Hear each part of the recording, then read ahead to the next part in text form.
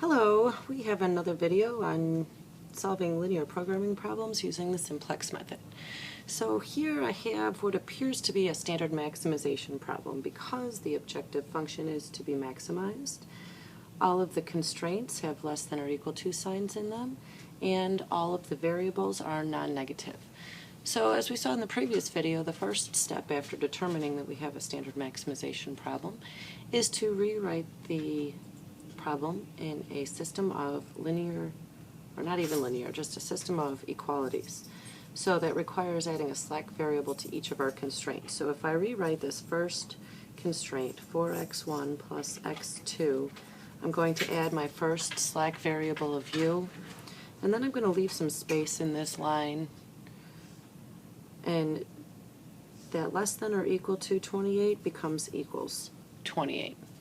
Okay? The second constraint will need a second slack variable, so I have 2x1 plus 3x2 plus v is equal to 24. Once again, the slack variable takes up the slack, making this less than or equal to into an equal sign. And then finally, I have to move all of the variables in the objective function to the left-hand side, so that would require me subtracting these values from both sides, and when I do that, I get negative 10x1 minus 5x2 plus p is equal to 0. So you could see there, I have my system of equalities now. Of course, the non-negativity constraints will still hold true, but from this system of equalities, now I want to create my initial simplex tableau.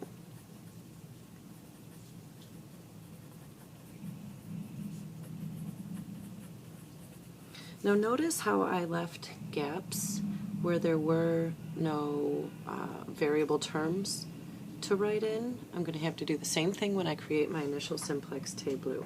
So I'm going to start off just by labeling my columns. I'm going to have an x1, an x2, a u, v, p, and I like to call the constants my right-hand side.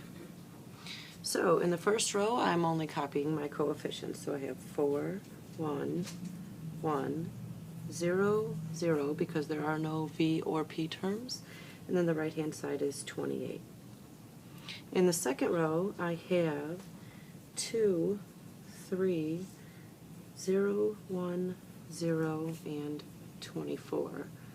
Then I'm going to make a dashed line representing that the objective function representation will be written below it with negative 10, negative 5, 0, 0, 1, and 0 as coefficients.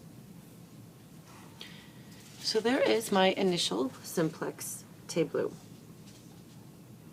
Now we need to select a pivot element. So to select a pivot element, we need to find the most negative value in the bottom row. So when we examine the bottom row, the most negative value is negative 10. That tells me that my pivot column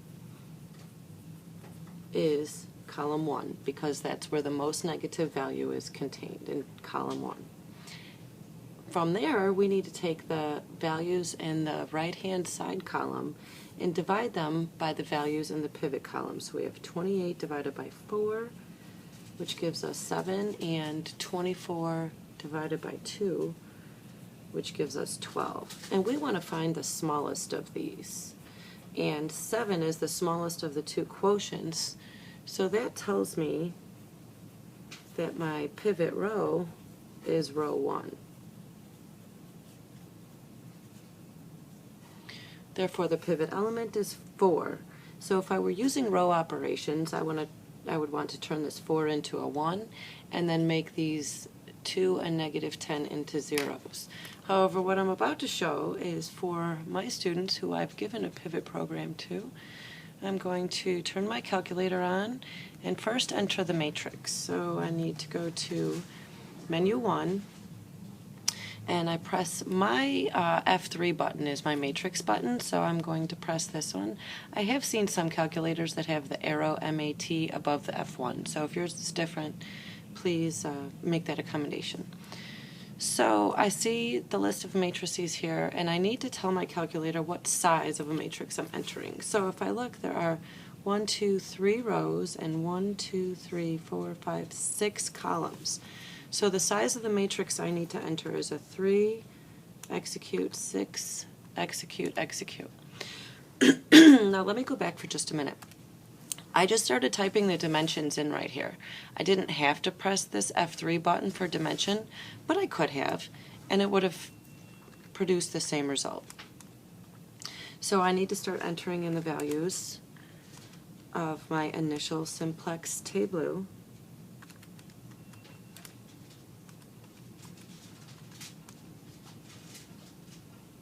And notice it's not showing me the whole display at once. It can't fit the whole thing on the screen. So you're just going to want to make sure, oh, see, I made a mistake. Just going to want to make sure you type everything in correctly, because if you're going to make a mistake, it's most likely going to be when you're typing, like I did. Okay, so looking through here, it looks pretty good. So I have properly entered the matrix. Now if you don't have this pivot program that I've given to my students, you might want to use the row operations button, and let's see, we would need times row and times row plus as the operators. But if you are in my class and you have the program, I'm going to have you exit completely out of the matrix editor, so you should be back to your regular screen. I'm going to have you go to menu B, which is where I gave you your pivot program, and then I want you to repeatedly hit execute until it asks you a question. There's the question. What's the pivot row? It's 1. Execute. And what's the pivot column? It's 1. Execute. Alright, so now I'm going to move my paper a little bit, and I'm going to write down the next tableau that I got as a result of pivoting about this 4. So I've got 1, 0, 0.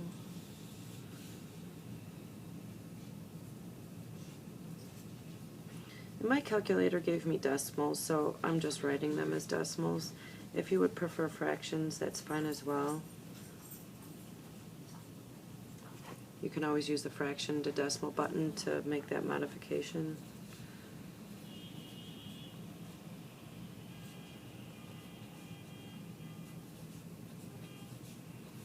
Okay, so here is my second simplex tableau. You could see the 4 got turned into a 1, and the other 2 elements in that column are zeros. So we successfully pivoted about the 4.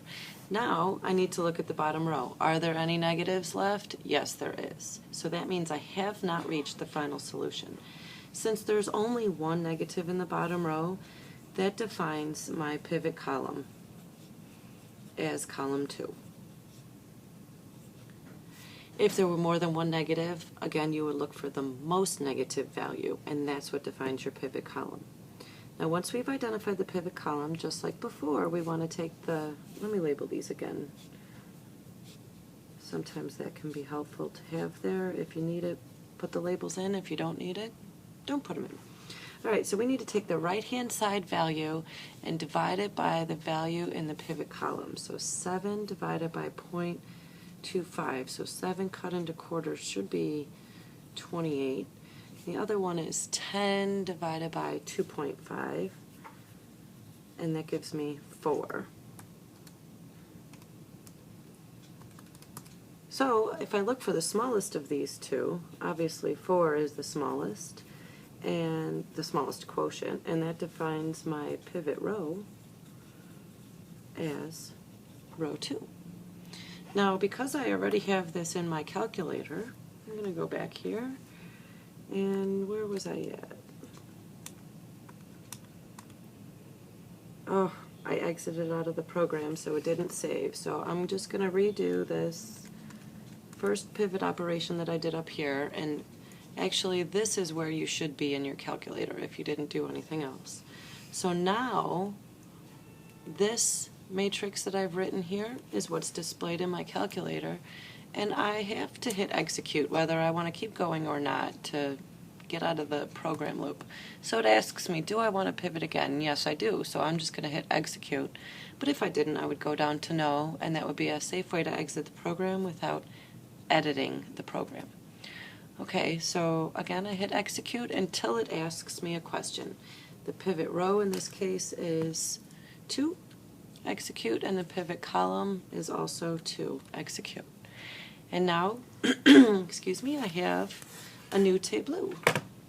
So let me scoot this down a little bit and copy this.